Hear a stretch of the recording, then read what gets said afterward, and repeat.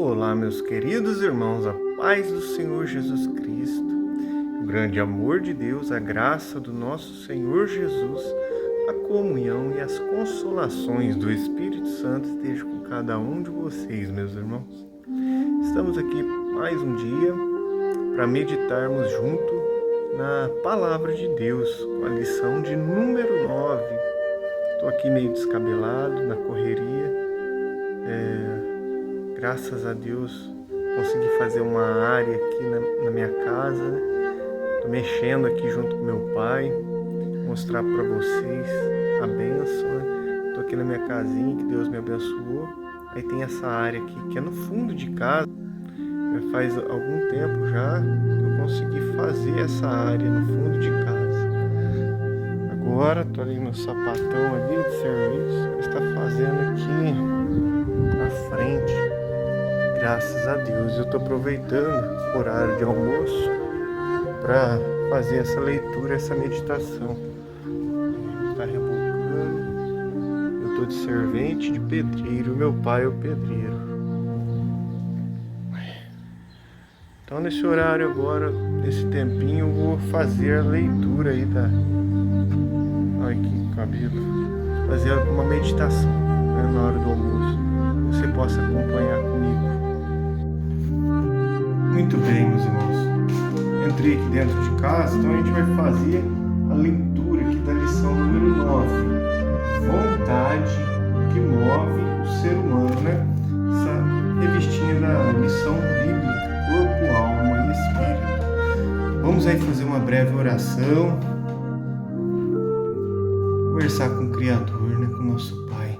Rapidinho, feche seus olhos e vamos orar. Senhor Jeová, meu Deus, meu Pai que estás no céu, glória seja dada ao santo nome do Senhor. O Senhor é bom e a sua misericórdia dura para sempre. Em nome de Jesus Cristo, ouça nossa oração. Peço que o Senhor perdoa, Senhor, meus pecados, minhas fraquezas, minhas falhas, em nome de Jesus Cristo. Pelo sangue do Cordeiro de Deus que tira o pecado do mundo. Meu Deus, quero te agradecer por mais um dia de vida, saúde, o alimento, trabalho, família e a salvação que o Senhor oferece através de Jesus Cristo, mediante a fé no seu sacrifício, na sua morte, na sua ressurreição, que nos prometeu a vida eterna para que todo aquele que nele crer não pereça, mas tenha vida eterna. Senhor, abençoa, Senhor, minha família, meus amigos, livra do mal, protege-nos, Senhor, neste novo ano que está iniciando de 2026. Nos ajuda, Senhor, a melhorar, aumenta a nossa fé, salva minha família, salva-nos, Senhor, de nós mesmos e dos nossos inimigos espirituais.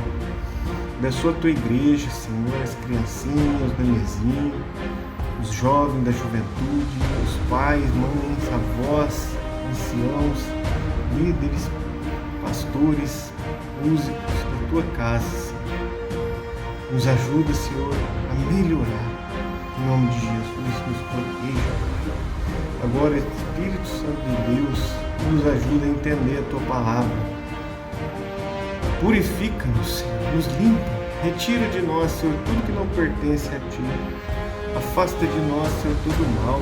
Fecha o nosso corpo, nossa mente, nossa alma, nosso espírito para as coisas do mundo e do maligno, Senhor. Abençoa nossa casa em nome do Pai, do Filho e do Espírito Santo. Amém. Vamos à meditação de hoje, meus irmãos.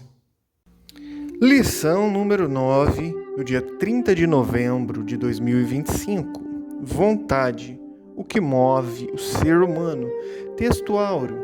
Digo, porém, andai em espírito, e não cumprireis a concupiscência da carne. Gálatas 5,16. Verdade prática. Guiado por Deus, a vontade é uma bênção extraordinária, vital para a existência humana. Vamos para a leitura bíblica. Em Gálatas 5, 16 ao 21, Tiago 1, 14 ao 15 E Tiago 4, 13 ao 17. Gálatas 5, 16. Digo, porém, andai em espírito e não cumprireis a concupiscência da carne, porque a carne cobiça contra o espírito, e o espírito contra a carne. E estes opõem-se um ao outro para que não façais o que quereis. Mas, se sois guiados pelo Espírito, não estáis debaixo da lei, porque as obras da carne são manifestas, as quais são prostituição, impureza, lascívia, idolatria, feitiçarias, inimizades, porfias, emulações, iras, pelejas, dissensões, heresias, invejas, homicídios, bebedices, glutonarias e coisas semelhantes a estas, acerca dos quais vos declaro, como já antes vos disse, que os que cometem tais coisas não herdarão o reino de Deus. Tiago 1, 14. Mas cada um é tentado quando atraído e engodado pela sua própria concupiscência. Depois, havendo a concupiscência, o desejo concebido, dá luz ao pecado. E o pecado, sendo consumado, gera morte. Tiago 4. Eia agora vós que dizeis: hoje ou amanhã iremos a tal cidade, e lá passaremos um ano, e contrataremos e ganharemos. Digo-vos que não sabeis o que acontecerá amanhã, porque é a vossa vontade, porque é a vossa vida. A vida é um vapor que aparece por um pouco e depois se desvanece. Em lugar do que devíeis dizer, se o Senhor quiser, e se vivermos, faremos isto ou aquilo. Mas agora vos gloriais em vossas presunções. Toda glória, tal como esta, é maligna. Aquele, pois, que sabe fazer o bem e não faz, comete pecado. Vamos agora para a introdução da lição. Nas lições anteriores, estudamos sobre duas das principais faculdades da alma, o intelecto e a sensibilidade. Vimos a relação entre o que pensamos e sentimos e como pensamentos e sentimentos podem influenciar a vontade e as decisões.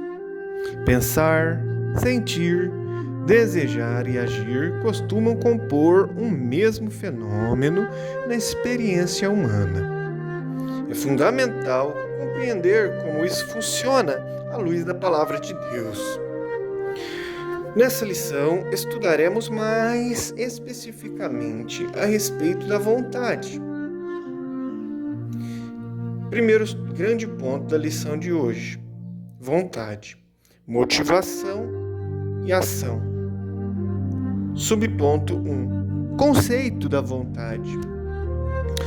Volição ou vontade é a capacidade humana de desejar, capacidade de querer, de almejar, de escolher e de agir. Pode ser entendido também como motivação. Sem desejo ou vontade, não há motivação. E, via de consequência, ação não há ação também. Nesse conceito amplo, há a manifestação da vontade, mesmo quando o que fazemos não era originalmente nossa vontade, mas de outrem, se a ela aderirmos voluntariamente, como diz o Salmo 143:10 e Lucas 22:42. A conversão é um exemplo de mudança na vontade humana por meio do arrependimento. Atos 3:19. Todo verdadeiro cristão é alguém que, impulsionado pela graça de Deus, renunciou à sua própria vontade para fazer a vontade de Jesus Cristo. Mateus 16, 24. É o livre-arbítrio funcionando. Hebreus 2, 3, Hebreus 3, do 7 ao 13, Apocalipse 22, 17. Segundo subtópico, do pensamento à ação. Um pensamento pode ser apenas um pensamento, sem relação alguma com um sentimento ou um desejo. Por exemplo, podemos pensar em uma viagem que fizemos sem que isso nos traga qualquer emoção, mas também podemos recordar com nostalgia e desejar viajar novamente. E esse desejo pode nos motivar a comprar a passagem e repetir a experiência novamente, né? Em um caso assim, ocorre um fenômeno completo: pensamento, sentimento, desejo e ação. Aconteceu com Eva no Éden. Em sua conversa com a serpente, a mulher refletiu sobre o significado do fruto da árvore da ciência do bem e do mal até ser enganada, como diz 1 Timóteo 2,14. Ao acreditar na falsa elevação que obteria, quando a serpente disse: "Sereis como Deus", em Gênesis 3,5, certamente ela sentiu alguma emoção. O próximo passo foi a manifestação do desejo, que gerou a ação, quando ela tomou do fruto e comeu. Gênesis 3,6. Vamos agora para o terceiro subponto: fraqueza de vontade. Adão pecou sem ser enganado.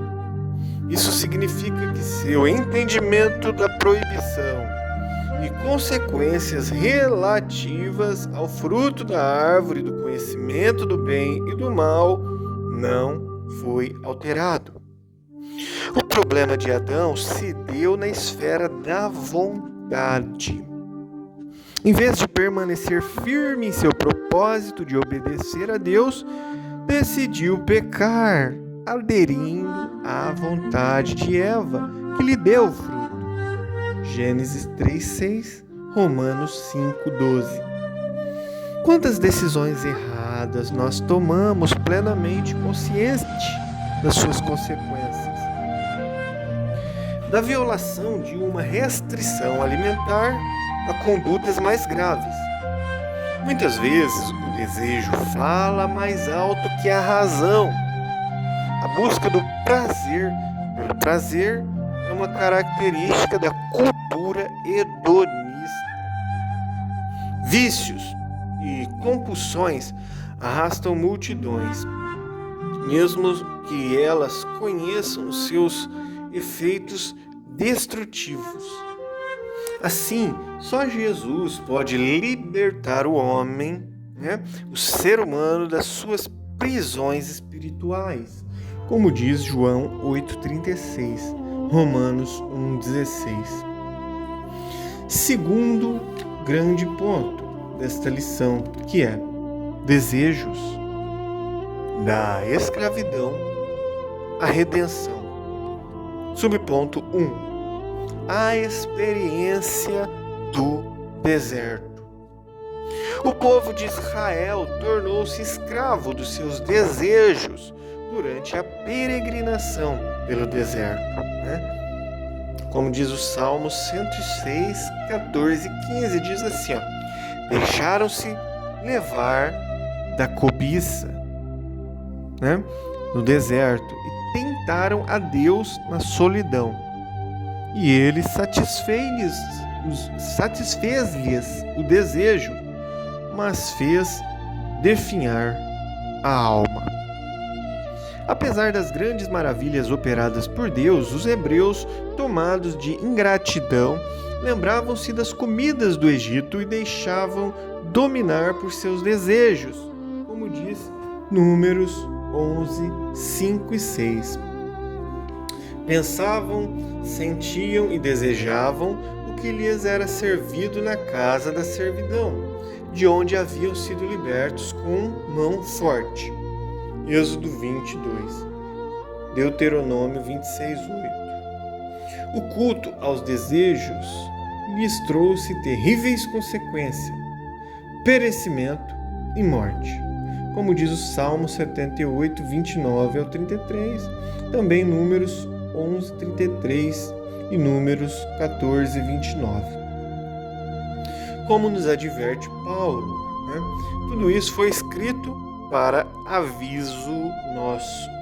Não podemos nos deixarmos levar por nossos próprios desejos. 1 Coríntios 10, do 1 ao 13.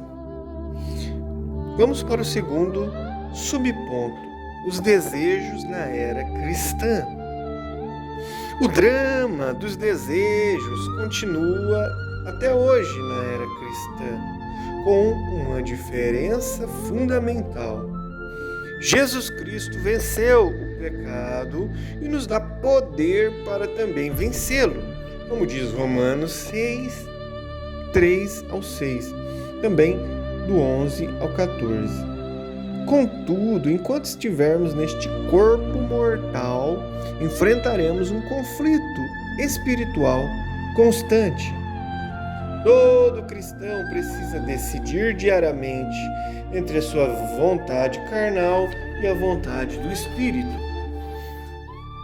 Porque a carne cobiça contra o Espírito e o Espírito contra a carne, e estes opõem-se um ao outro, para que não façais o que quereis, como diz Gálatas 5,17. A carne, que é a sarx, natureza pecaminosa, tem os seus próprios desejos, que são contrários ao Espírito. Vê-se então em nosso interior uma luta travada. Cabe-nos decidir entre satisfazer os desejos da carne, que são pecaminosos, ou atender à voz do Espírito e viver segundo sua direção. Gálatas 5,18. Subtópico 3. A decisão do homem redimido. A obra da salvação realizada por Jesus Cristo nos liberta do poder do pecado. Diante dos desejos da carne e da vontade do Espírito, o homem redimido inclina-se para as coisas do Espírito. Romanos 8,5. Isso é resultado da sua nova natureza. Efésios 4,24, 2 Coríntios 5,17. Significa que não podemos nos conformar com os desejos do velho homem, mas, pelo poder do Espírito, nos dedicar ao processo de mortificação da nossa carne, a velha natureza, como diz Romanos 8, 11 ao 13 e Colossenses 3 ao 5. Os nossos desejos pecaminosos não deixam de existir, mas em Jesus Cristo triunfamos sobre eles. Como? Vivendo, andando e frutificando no Espírito, como diz Gálatas 5,22 e 1 João 3,6. Vamos agora para o último grande ponto dessa lição de hoje, que é terceiro grande ponto: o ensino sobre os desejos em Tiago. Subtópico 1. Atração e engano. Tiago, do capítulo 1, versículos 14 e 15, trata dos desejos carnais e suas consequências, empregando o conhecido termo concupiscência, que é epitumia, com sentido de maus desejos. O apóstolo refere-se ao processo de tentação e pecado, dizendo assim: Mas cada um é tentado quando atraído e engodado por sua própria concupiscência. Tiago 1,14. A faculdade da vontade é retratada nesse texto como um elemento de comunicação interna, que tem a capacidade de atrair e enganar. Assim sendo, o mau desejo é capaz de afetar a própria razão, levando a acreditar que o pecado não produz consequências ruins, mas boas. Nesse processo, a mente é entorpecida depois do desejo ter sido aguçado. Segundo subponto, abortando o processo. Na lição 7, estudamos sobre a importância de interromper maus pensamentos para evitar a prática de pecados. Pelo texto de Tiago, observamos que é preciso também abortar os maus desejos. Aliás, eles são ainda mais perigosos, pois podem influenciar diretamente nas nossas decisões. Quando encontra o seu objeto ou alvo, o desejo se torna intenso. Se não for rejeitado, esse desejo não descansa até convencer, derrubando as barreiras da consciência. Como diz Tiago 1,15, diz assim: depois, havendo a concupiscência concebido, dá à luz o pecado. E o pecado, sendo consumado, gera a morte. Que o Senhor nos livre de toda tentação, como diz Mateus 6,13. Não nos esqueçamos, contudo, de fazer a nossa parte, viver em constante vigilância e oração. Mateus 26,41. Conclusão. Apesar da nossa tendência pecaminosa, não podemos encarar os desejos apenas de forma negativa. A vontade humana é uma faculdade essencial para a nossa existência. Quando guiada por Deus, é uma grande bênção, responsável por nos mover para pequenas e grandes realizações. Como é bom amanhecer motivado todos os dias. O ânimo e o entusiasmo fazem parte de uma vontade sadia e ativa. São dados por Deus e servem para nos impulsionar para as tarefas cotidianas, independentemente da fase da vida, como diz Salmo 92:12, Joel 2:28, Tiago 4:15. Amém. Muito bem, finalizamos mais um vídeo, gratos a Deus por essa oportunidade. Que Deus abençoe você, tua família, em nome de Jesus, e até o próximo vídeo. Fique com Deus.